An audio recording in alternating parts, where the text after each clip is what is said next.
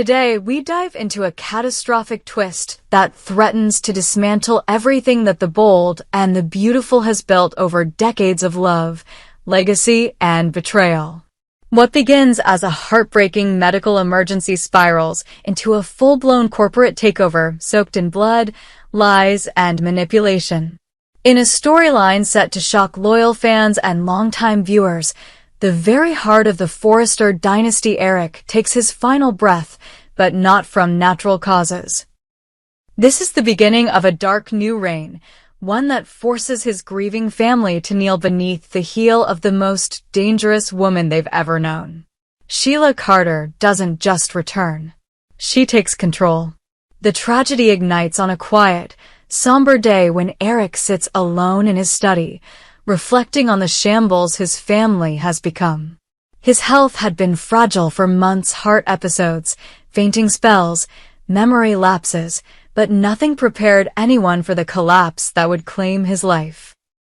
Earlier that day, Ridge entered Eric's room to tell him that he had made a final decision. After months of inner conflict, Ridge had chosen Taylor.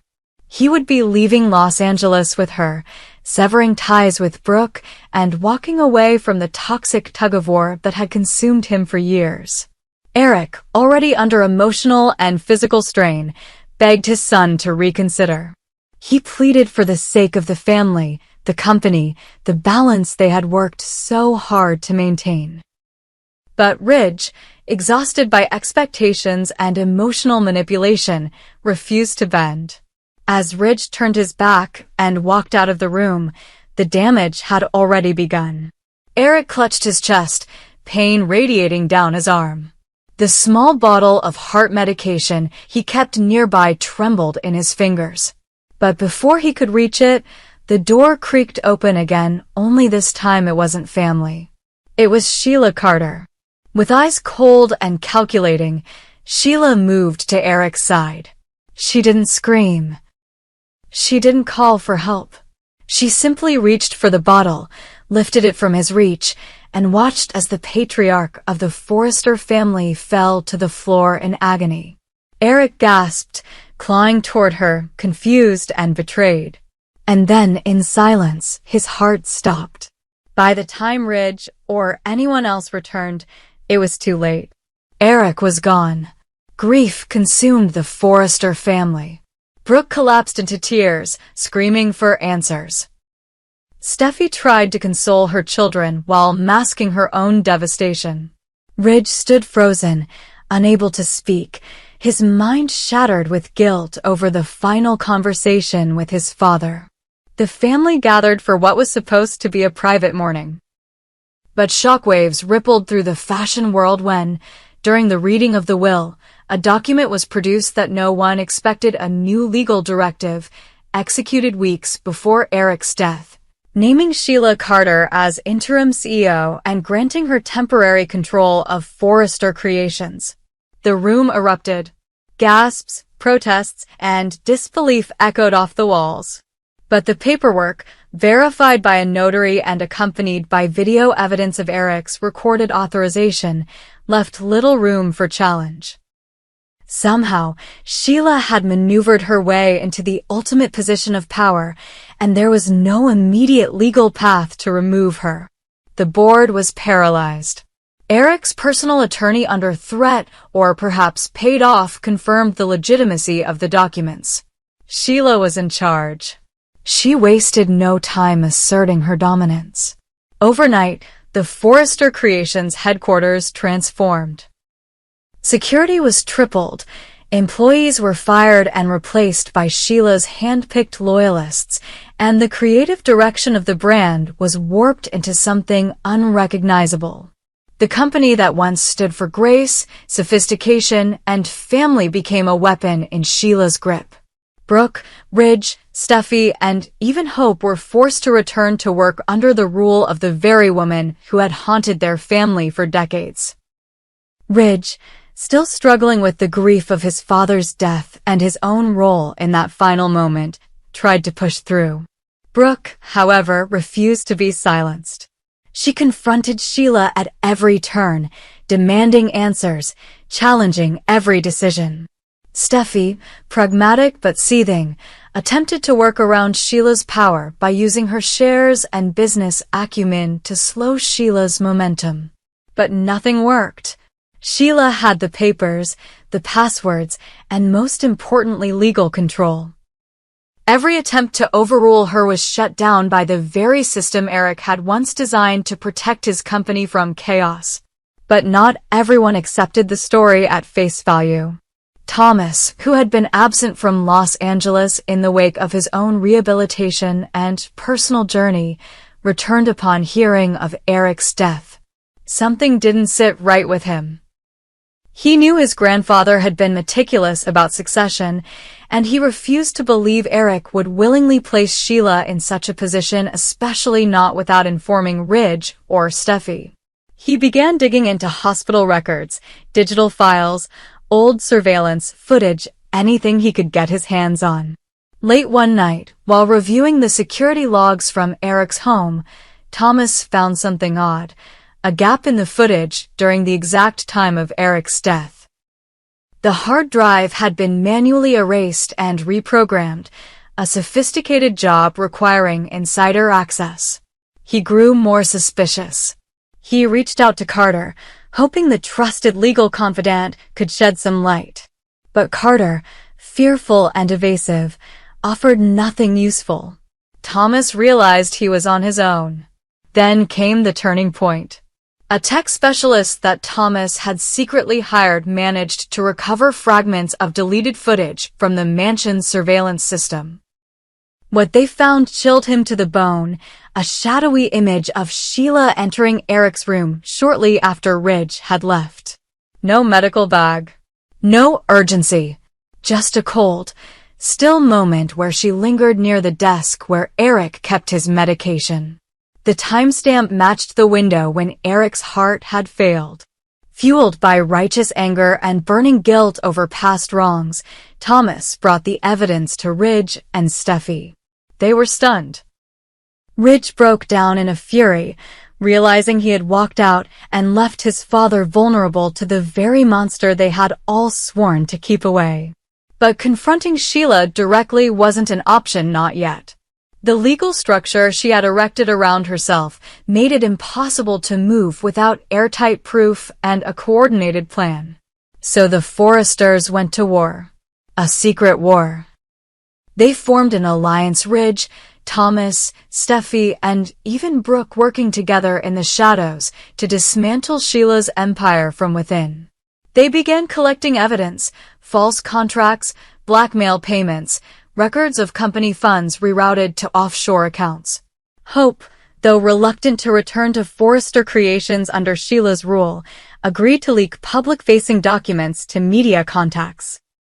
Even Zend and RJ joined the effort, coordinating internal distractions and smuggling out data from Sheila's heavily guarded office. As they edged closer to exposing her, Sheila grew paranoid.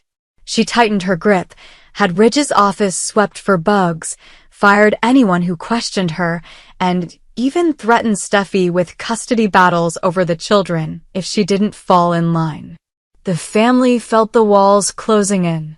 But Thomas wasn't done. In his final move, he contacted Bill Spencer and asked him to use his media empire to prepare for a public takedown. Bill, always hungry for chaos and ever entangled with Brooke, agreed on one condition: complete and exclusive rights to the story. The final strike came during a live press conference Sheila called to announce a new era for Forrester Creations. As she stood before cameras, basking in the spotlight she believed she had earned, Thomas stormed the stage with Ridge at his side. They played the recovered footage, broadcast on every screen. The world watched as Sheila's shadow appeared in Eric's room, and her theft of the medication played out in haunting silence. Screams erupted. Reporters mobbed the stage. Security moved in. Sheila tried to deny it, but the weight of the evidence was too much. Police entered the room moments later and placed her under arrest for murder, fraud, and corporate sabotage. The reign of terror ended as swiftly as it began. Eric was finally laid to rest in peace. Ridge, now the rightful head of the company, swore to restore Forrester Creations to its former glory. Brooke and Taylor, forever linked by grief, found a fragile truce. Thomas was hailed as a hero, finally earning back some of the trust he had long since lost. But in the background, as the family tried to move on, whispers remained. Of how close they came to losing it all. Of how evil never really dies, it simply waits for the next moment of weakness. Because in the bold and the beautiful, victory is never final, and even in death, the shadows of betrayal can still cast long, dark echoes. Today, we dive into a heartbreaking, tender, and emotionally intense chapter in The Bold and the Beautiful that could reshape the lives of Hope Logan, Liam Spencer, and their family forever.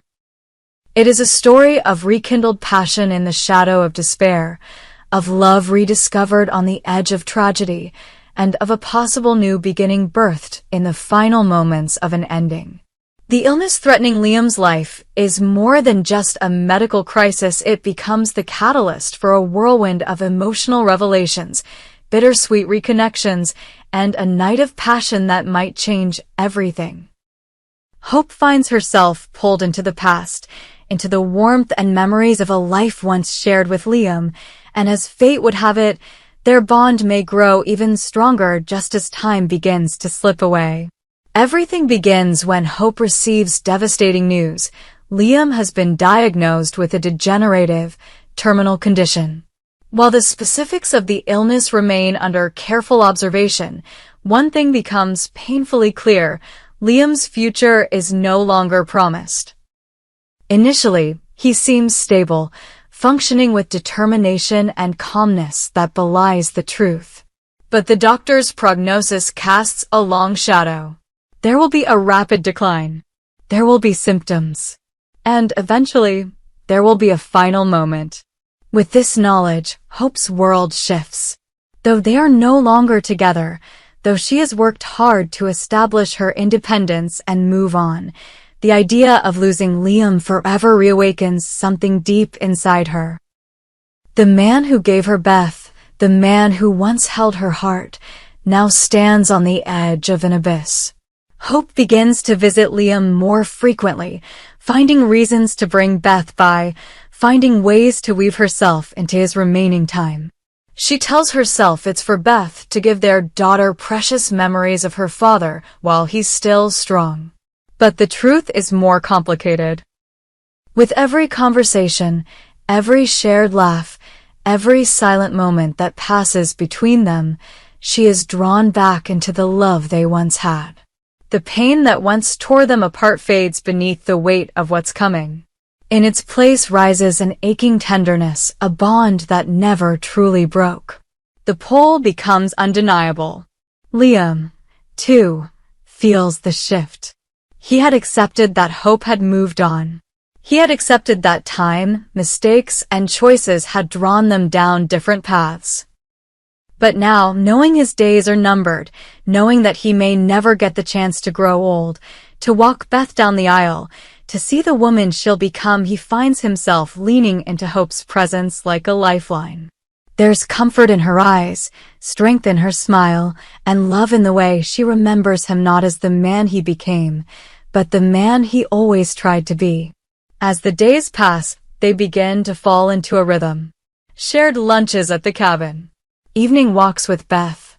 Old movies. Soft music. And then, one night, everything changes. It happens at the cabin, the same cabin that holds their memories like echoes in the walls. Hope brings Liam there for a weekend. A quiet retreat from the noise and sadness, a way to celebrate the time they still have. Beth is asleep in the next room.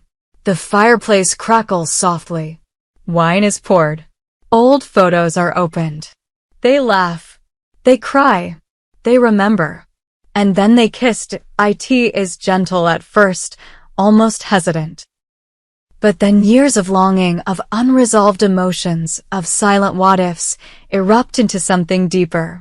The kiss turns into an embrace, and then into something far more intimate. The passion is overwhelming, not frantic but meaningful.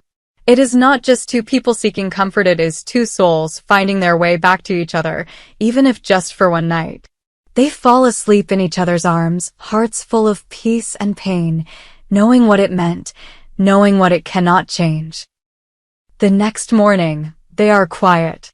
Liam touches her face and smiles. Hope promises to be there for him until the very end. He tells her it was everything he never knew he still needed. She doesn't speak of the future. She can't. But the future begins to speak for her. Days pass. Liam's condition remains stable, though there are signs of occasional dizziness, moments of lost focus, fatigue that creeps in faster than before. Hope tries to stay strong, to remain upbeat. She organizes more family outings, takes endless photos, films short videos of Beth reading stories to her father, hoping that one day these moments will serve as a reminder of the love that surrounded him. But as she's trying to preserve the present, the past begins to whisper something new. She's late. Her cycle, never irregular, has skipped. At first, she dismisses it as stress. The emotional strain, the sleepless nights, the overwhelming grief looming in the background. But the truth becomes harder to ignore.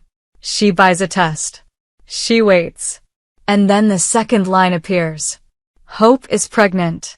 The realization hits her like a storm.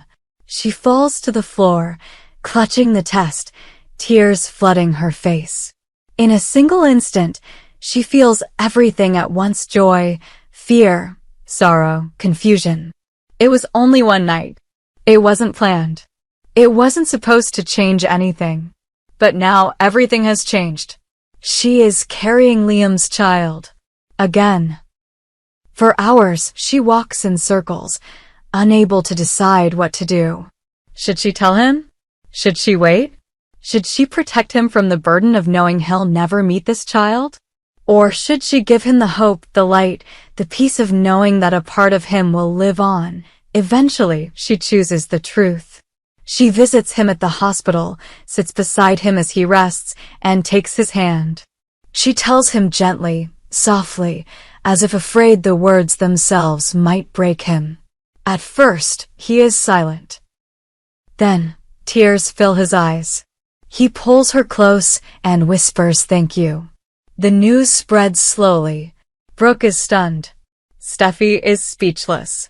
Thomas, surprisingly, is supportive. Even Ridge, though shocked, sees the silver lining in what is otherwise a tragic horizon. The family rallies around Hope, offering support, love, and resources. She decides to carry the child alone, but not in grief. In celebration. In remembrance. For Liam. As the pregnancy progresses, Liam's condition worsens. He has episodes: confusion, headaches, blackouts. But he refuses to be hospitalized. He wants to be home, to be with Beth, to be with Hope. They create a scrapbook together, fill it with memories, letters, messages to the new baby. He records a lullaby, a bedtime story. He writes a letter for their unborn child, filled with love and life advice. Every moment is a treasure. Every heartbeat is counted. In the final weeks, Liam becomes bedridden. Hope rarely leaves his side. One night, as she holds his hand, their unborn baby kicks for the first time. She places his hand on her stomach, and they laugh and cry together, wrapped in a love that no illness can steal. Then, one morning, Liam slips away. Peacefully. Quietly. With Hope asleep at his side, and Beth curled up at his feet. He leaves this world surrounded by the people he loves most. And though the pain is unbearable, Hope knows he died fulfilled. He saw the legacy he left behind. He felt the life still growing, still waiting to enter the world he now watches from afar. Hope gives birth months later to a healthy baby boy. She names him Will Spencer Logan, in honor of the father who gave her the strength to carry on. As she cradles him in her arms, surrounded by family, she whispers a promise that he will know who his father was and how deeply he was loved. In the end, Liam's illness did not destroy them. It reminded them of what mattered. It brought healing to old wounds. It gave Hope the gift of closure and the gift of new life. And though he is gone, Liam Spencer lives on not only in Beth and Will, but in every choice, every heartbeat, every moment that Hope carries forward. Because love, once real, never truly ends. And in the bold and the beautiful, that kind of love is eternal.